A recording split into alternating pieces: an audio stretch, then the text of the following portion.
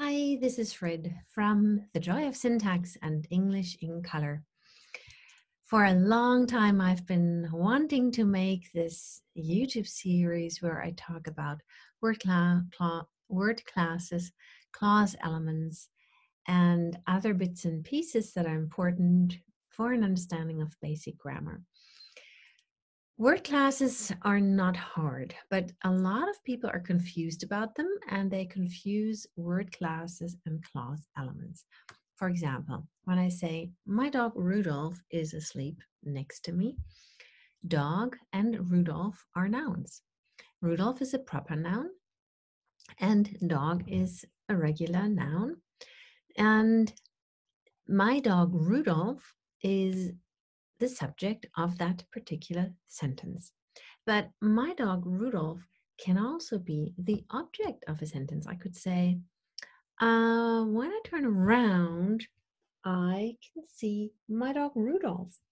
So it's one thing to, it's in certain times it's good to talk about word classes, and at certain times it's good to talk about clause elements. And it's always important to be able to tell the two apart.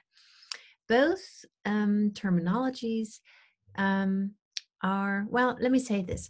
Any kind of terminology is like a basket of or a box of tools. When you look behind me, there is a shelf and there are books in the shelf. Now, if I didn't have a shelf, all the books would be lying around on the floor. It would look very untidy and I would have an even harder time finding my books than I have already. Now, the kind of shelf that I have there is a system by a particular store. It was quite cheap. I was able to buy them and assemble them on my own. All of those were important considerations. Obviously, there are lots of other ways of storing books and lots of other systems of shelves or shelf systems or types of shelves.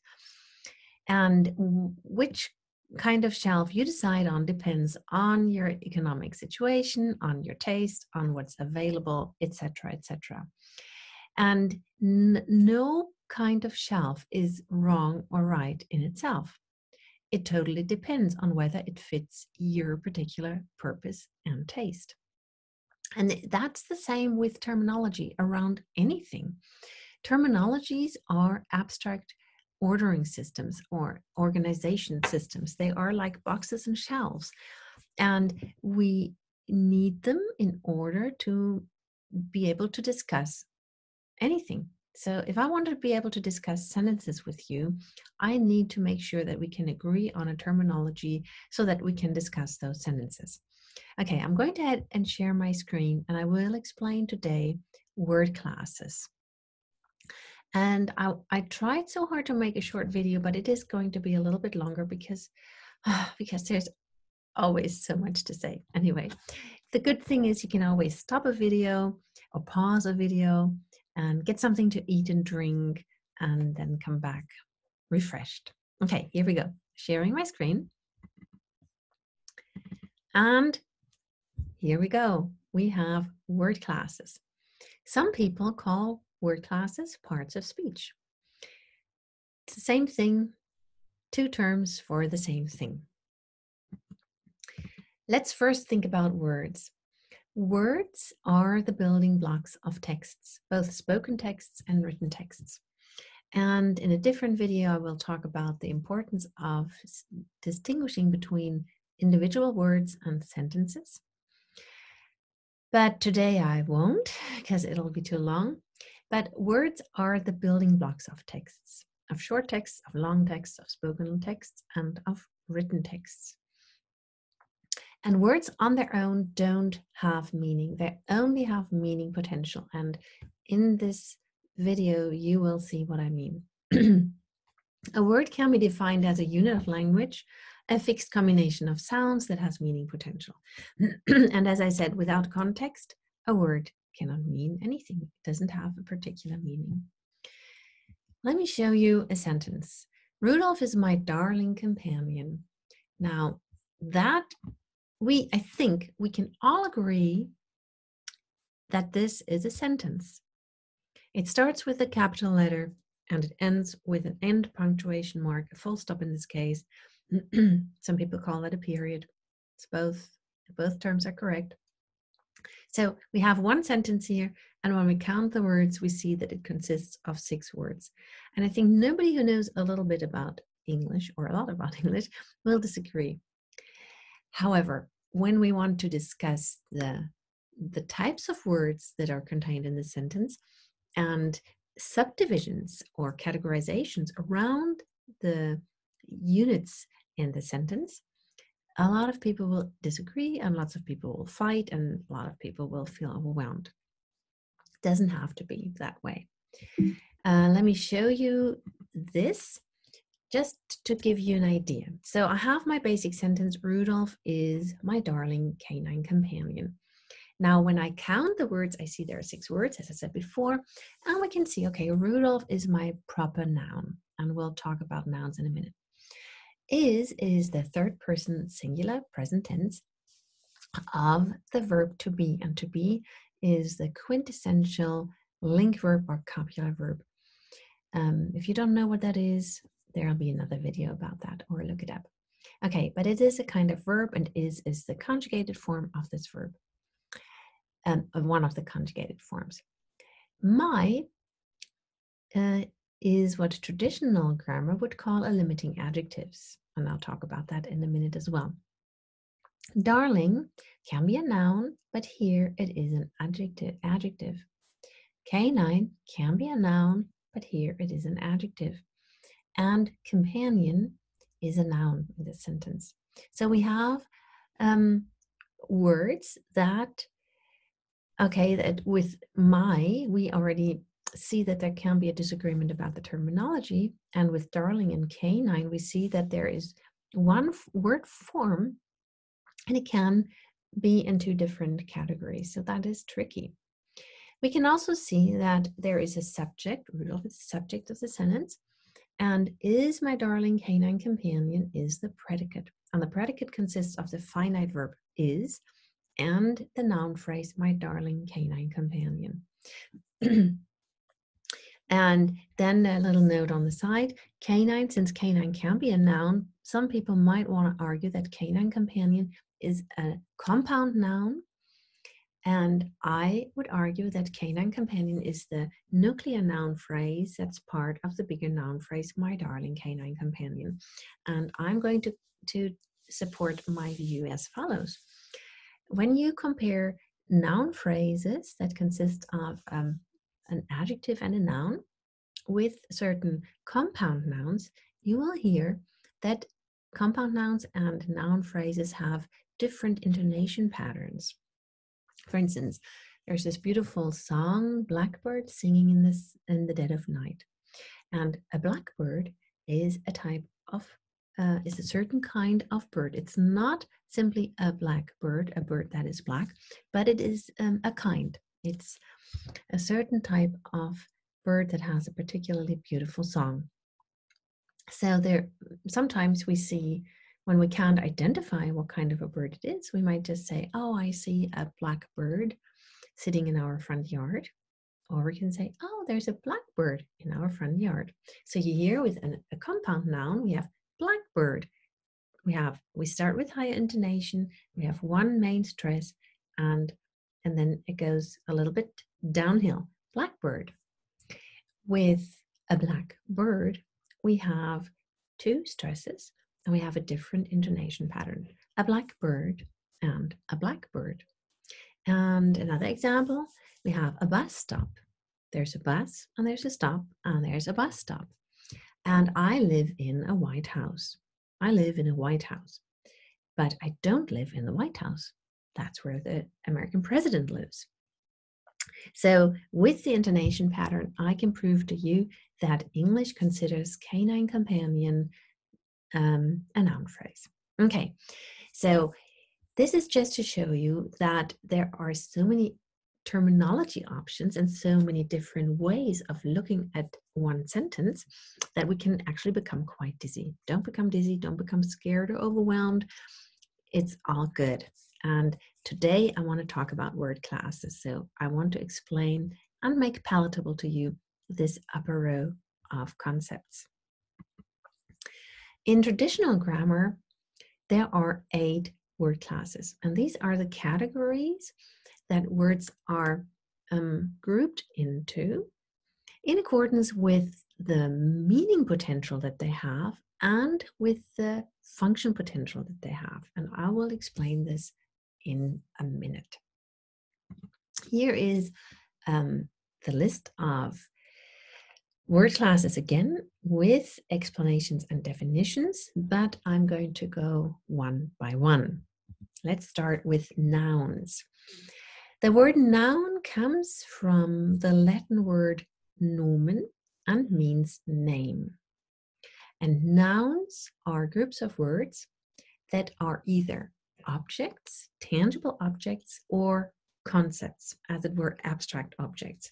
So I have my glasses, my cell phone, or here we have the example Tom, which is a proper noun, table, this laptop that you can't see, but that I'm using to speak to you is sitting on a laptop right now. Then object can be a tangible object, like there's an object on the floor, but I can't identify what it is. Or there is an object in a sentence, so then it's an abstract element. Love is abstract, of course, idea and concept. Okay, so noun means name. And when we know that, the term becomes less intimidating, I think. A pronoun comes from Latin pro and nomen and means for the noun. And pronouns are words that are representatives for nouns. And a representative is someone who stands in for something else. So when we use a pronoun to stand in for a noun, the noun itself is not in that particular clause. And we use pronouns a lot. For instance, my dog Rudolph is asleep next to me. He's my darling dog. I would not, in a story or a narrative or anything I tell you, keep repeating the name of a person that I have already introduced to you. I would only repeat the name when other names or people are involved later on in the story, and I need to make sure you know that I'm particularly talking about a particular one. So here are examples of pronouns, and there are various kinds. There are the personal pronouns in the subject form, and the personal pronouns in the object form, and then so he, she are personal pronouns in the subject form, me, him, personal pronouns in the object form, her as well. They is again the subject form, so it's a little bit helter-skelter here. Someone is an indefinite pronoun. Mine is a possessive pronoun. This is a deictic pronoun. So we can talk about types of pronouns on another day here. I just want you to understand the difference between a noun and a pronoun, and between a pronoun and an adjective. There are 2 main classes of adjectives. Regular adjectives that say something about the type of noun. And now, well, let's first say adjectives come from the word adjectives, or adjective comes from the Latin word adjacere, to throw at. Adjectives are words that are thrown at nouns, as it were, and say something about the nouns, describe them in more detail, or describe the relationship of a noun to something else. So there are 2 groups of adjectives: limiting adjectives that don't say something about the nature of nouns themselves, but say something about the number of the nouns or the relationship of nouns to some other nouns, like my dog, that's a possessive adjective. This dog is a deictic adjective. So yeah, so and some adjectives are always used just in front of the noun and then modify the noun. A small number of nouns can appear behind the adjective, like time immemorial. So immemorial is an adjective that's always placed behind time in certain idiomatic expressions. Then adjectives can also function as clause elements, but that's a different story, not to be told today. So just remember, adjectives are these words that are in front of nouns usually, or are used in conjunction with nouns, and they describe some aspect of the noun in more detail. And here is a comparison. My dog, my is a possessive adjective. Here, nice is not a modifier, but is a clause element, but it's still an adjective, fulfilling a function as a clause element. Different story. This book is deictic adjective here, this. This is a noun phrase consisting of the head noun book and the deictic adjective this. And mine is a pronoun. It stands in for a noun. Instead of saying this book is my book, I say this book is mine. Verbs. The word verb comes from Latin verbum, and it means word, and it also means verb. Word, verb. For those of you who are not native speakers of English, make sure you distinguish between word and verb. Okay. A word expresses, a verb is a word that expresses a state of being or an action. So my dog is sleeping or slept. Sleeping is a sort of action. My dog is nice is a sort of state of being. My dog is here is a state of being. He's in this location. And there are three main kinds of verbs: transitive, intransitive, and copular verbs. But that again is also a story for a different day. Today, I just want to give you examples. Some people distinguish between main verbs and auxiliaries, and I only find that partially helpful. Auxiliary verbs are also main verbs, but there are verbs that can also, in addition to having a meaning of their own and being full verbs, can also take on helper functions. The most important verbs in English are be, have, and do, and I will tell you in another video why. Go and will are also very important, and then of course there are many other important verbs, but for grammatical purposes, be, have, do, go, and will are particularly important, and I recommend and I urge you to I recommend that you learn these verbs very well and that you can conjugate them. Oh, my dog is getting restless. Oh, right in the middle of the video. And so I recommend that you really become friends with all the forms of these verbs, and I can help you with that if you need help. Adverbs comes from Latin adverbum. An adverb is and it means near the word or near the verb, and both is true. Adverbs are words that can accompany verbs and deepen their meaning. For instance, we have the basic word to run, and then we can create a variation that means to run, that is, for instance, to run fast, or to run quickly, or to run slowly. So then we have modified the basic meaning of the verb. But there are also adverbs that are tied more closely to a clause or to other verbs, other words. For instance, we can use adverbs to accompany adjectives, like it's nice, it's very nice. Can't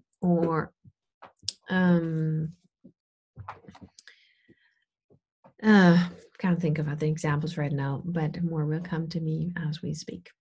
Okay, here are examples of adverbs: yesterday, now, then, there, how, when, and no. And I will make another video about the difference between adverbs and adverbials. Very important difference. Adverbs are word classes, or it's a word class, and adverbials is one of the clause elements. And yes, there are some adverbs that can function as adverbials, but not all adverbs function as adverbials, and not all adverbials are made of adverbs, by far not all. Okay, so don't be confused, just look forward to the next video series, well, to the whole video series, that is. Preposition. Prepositions. A preposition is a word. I mean, the word itself is derived from Latin, preponere, and it means to set or place in front of or before. And prepositions are function words that are placed in front of noun or in front of noun-like creatures, and then indicate the relationship between the following noun or noun-like creature to other nouns or verbs or other parts of the sentence. For example, I have my cell phone here and I'm holding it in my hand. So cell phone, hand, in my hand, in indicates the relationship between cell phone and hand. Now I'm taking this pen into my other hand and I'm holding it above my cell phone. Now I'm pressing it next to my phone or holding or tapping the bottom of my phone with it, or I'm holding it under my phone. So prepositions started out as these function words that helped us to see the spatial relationship between nouns and other parts of the word, of the sentence, or of a clause, I should say. And then, of course, they are also used for abstract nouns. I'm thinking about the problem. And when we look at spatial prepositions, the basic spatial prepositions are fairly easy to learn, you know, next to, above, below, how, and in, inside. However, when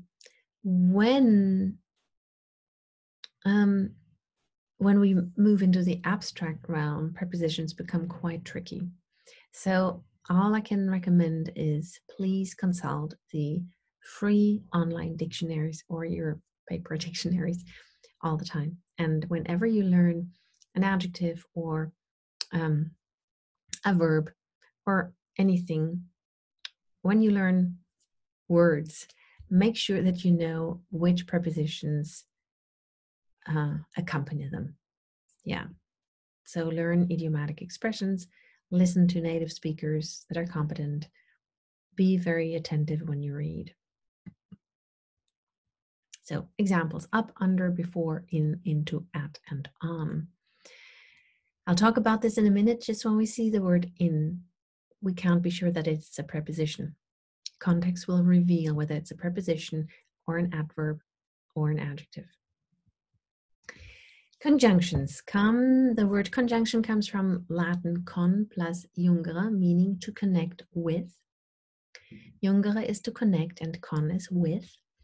Conjunctions are function words that connect words, phrases, and clauses with one another.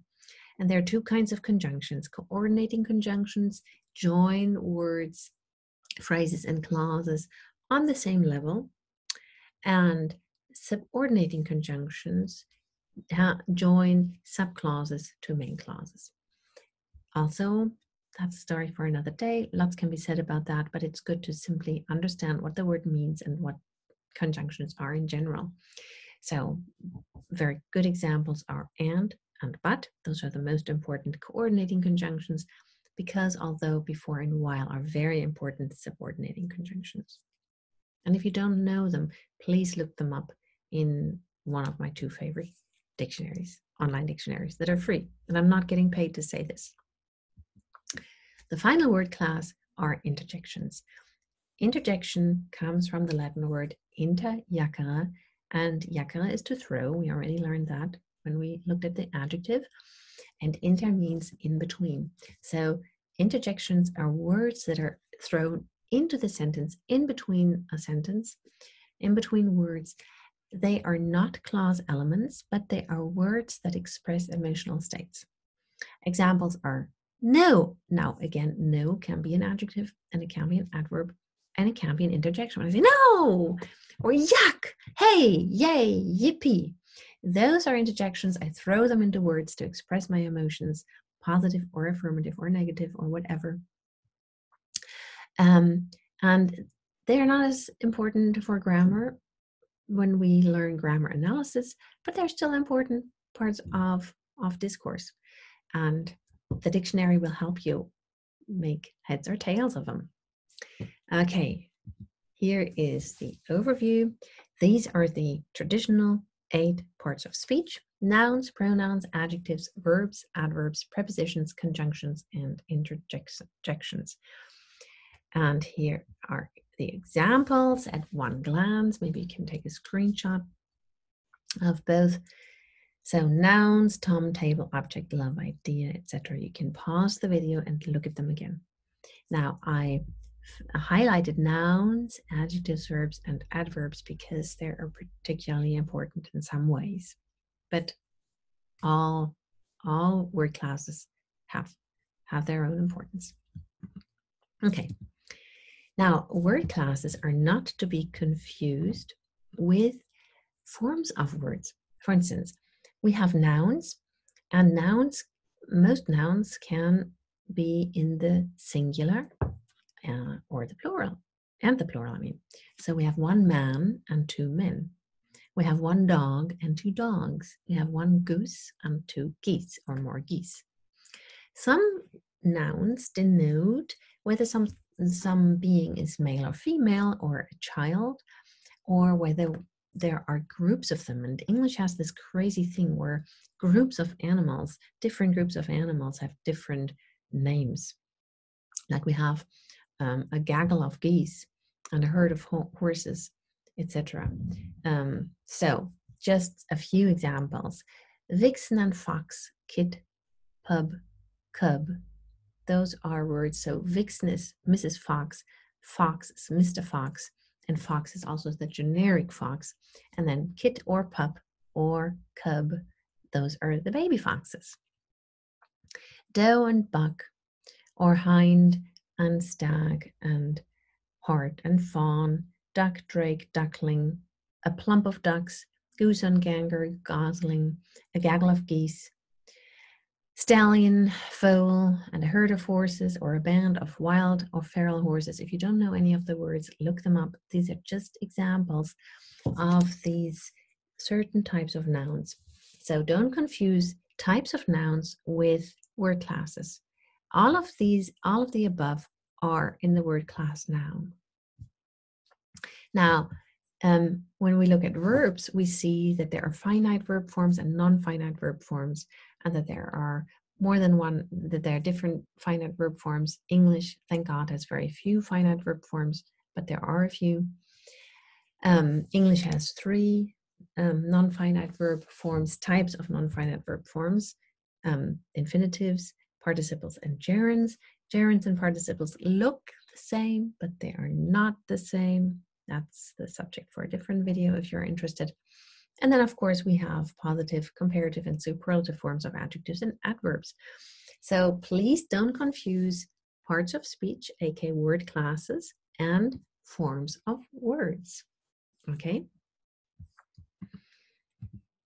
Now, words come alive only when we see them in context.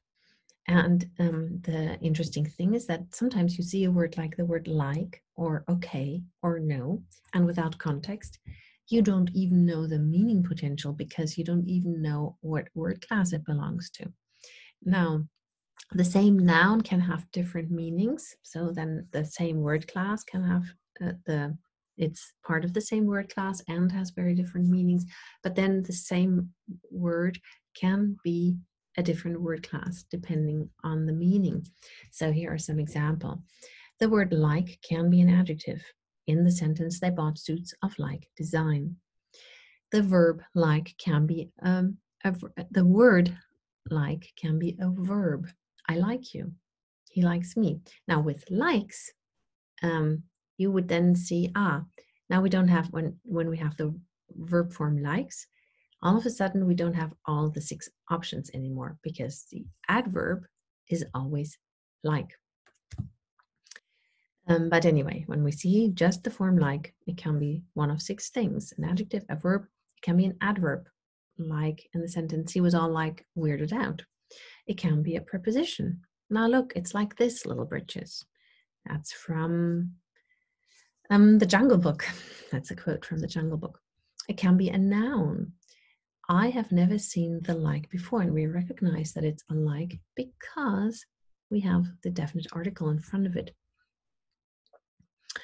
Or in words like, in the sentence, like breathes like, we have a noun. Like I said before, there like is a conjunction. I wouldn't do that. So because one word can be part of several word classes and can mean so many different things, we need those online dictionaries. Now, some linguists and grammarians talk about 9 word classes, and they say that the 9th word class is something called, is a word class called determiners. I'm not happy with that. That doesn't matter, but I'll explain to you why I don't use that term, but why you need to know about it. Okay, when you look at one of the standard definitions of what a determiner is, that can be found in Longman's dictionary.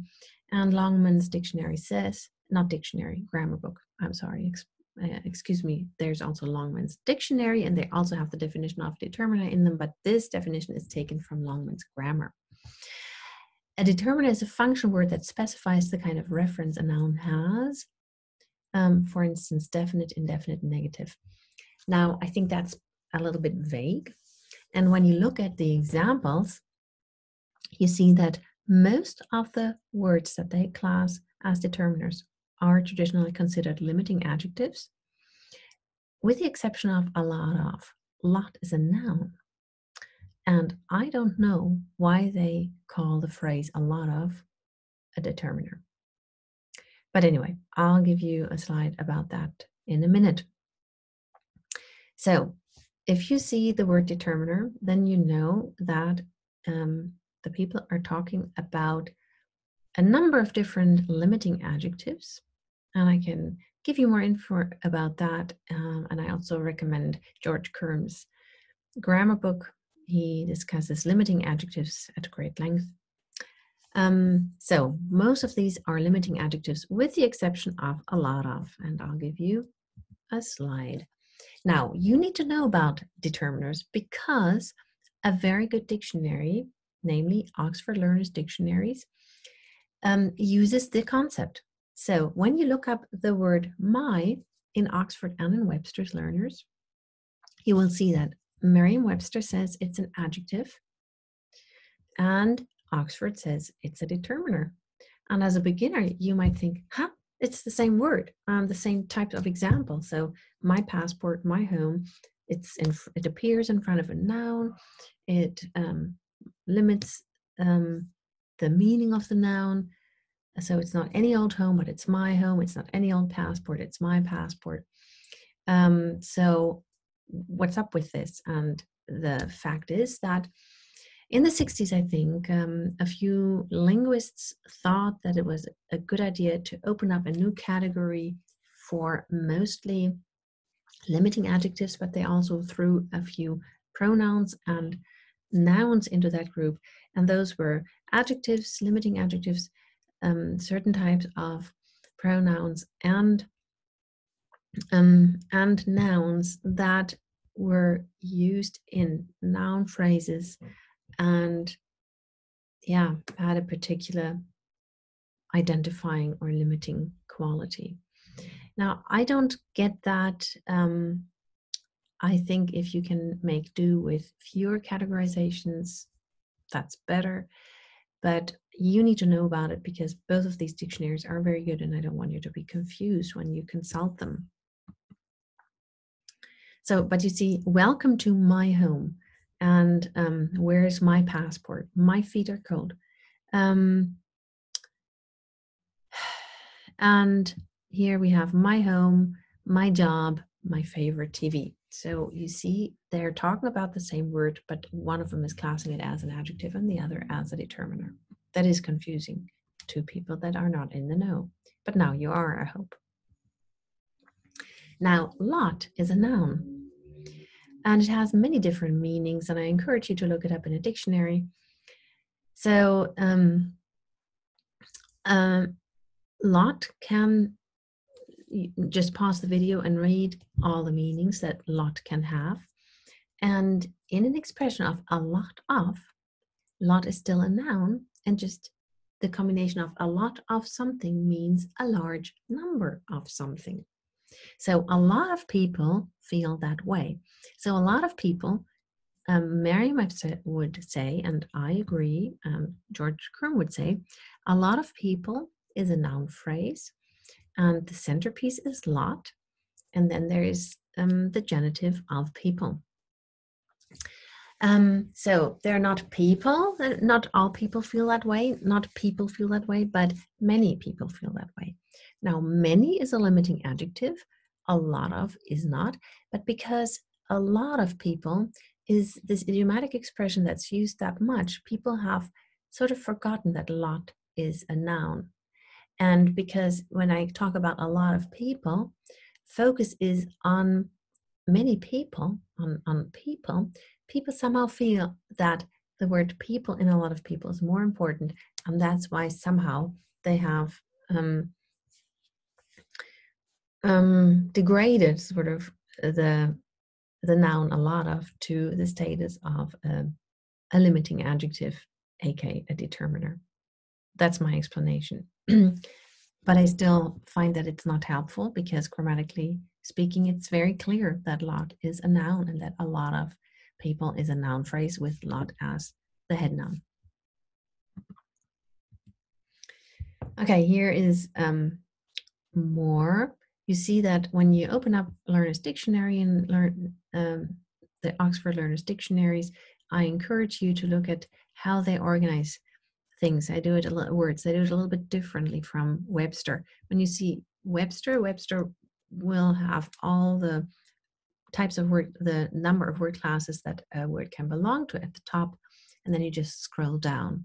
But with the Oxford Dictionary, you have to go and see the other entries that look the same on the right-hand side.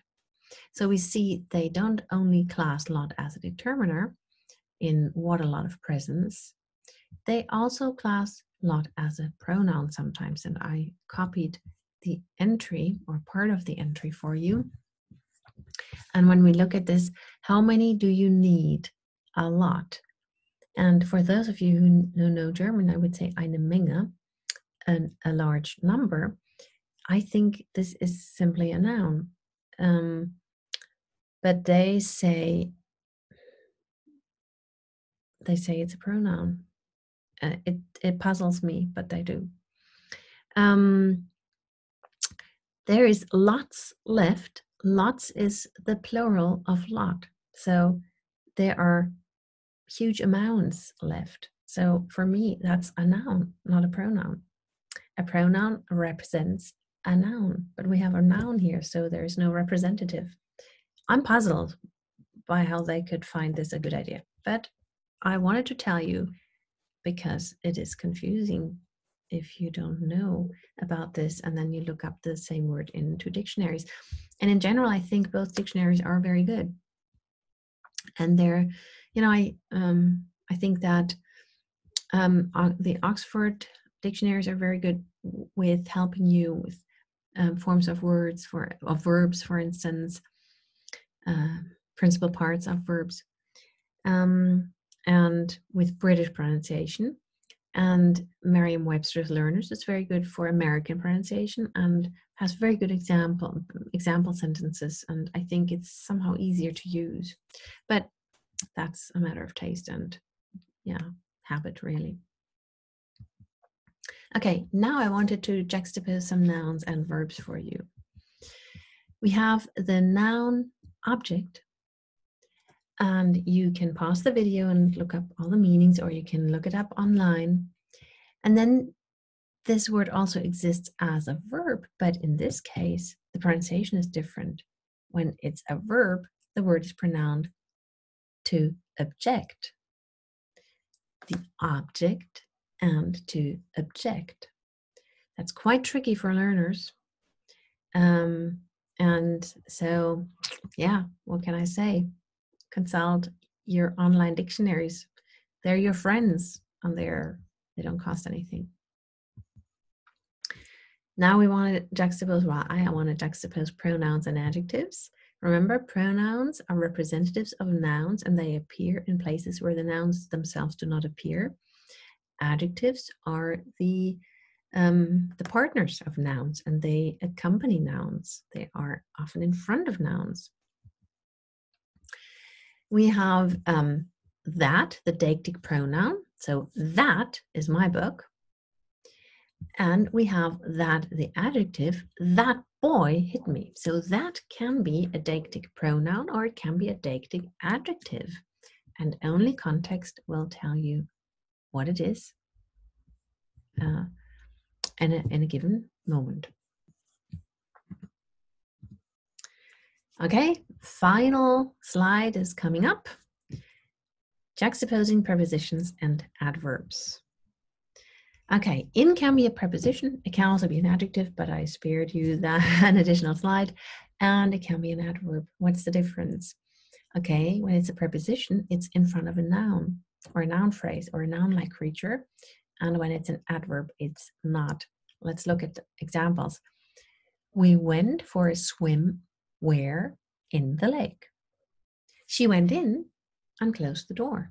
So she went in. In is part of the verb phrase, really.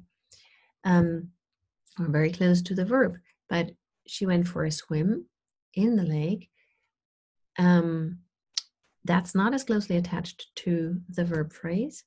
And in the lake is a little unit of its own. So another example, they have a house where? In the country. I lost my keys and now I can't get in. Albuquerque is in New Mexico. Albuquerque is where? In New Mexico. New Mexico is a noun. Please come in. Again, in is very closely attached to come, and there's no noun phrase after it. Okay, I hope this helped you. This is my new website, my dear designer, English and color designer, Manuel Sais, totally redid my website. It's not totally done yet, but it looks pretty good already. So please visit me on my English and color website. If you speak German, visit me on my Joy of Syntax website if you speak English. And well, share and like the video if you liked it. Ask me questions and stay tuned for the next video. Have a lovely day, stay safe, and I'll see you soon. Bye-bye.